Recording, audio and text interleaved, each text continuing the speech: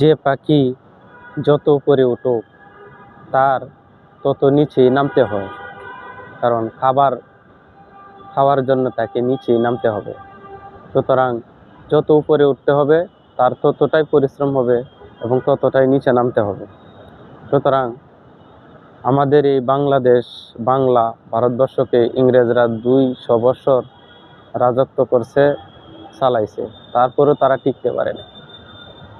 আর গত প্রধানমন্ত্রী যে ছিলেন উনিও 17 বছর একচেটিয়াভাবে ক্ষমতায় ছিলেন, লাস্ট পর্যন্ত থাকতে পারে নাই।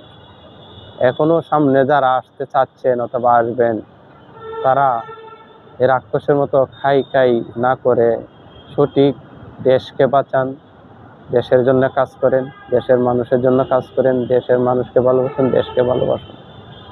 আর তারাও যদি যেরকম শুরু হচ্ছে দেশের ভিতরে, তারাও যদি এরকম করেন, তাহলে বিগত দিনগুলার চেয়েও আরো ভয়ঙ্কর পরিণতি আপনাদের জন্য অপেক্ষা করবে এবং হবে। এটা আল্লাহ বলে দিছে যে যতটুকু কর্ম তার ততটুকু কর্মের ফল সে ভোগ করবে।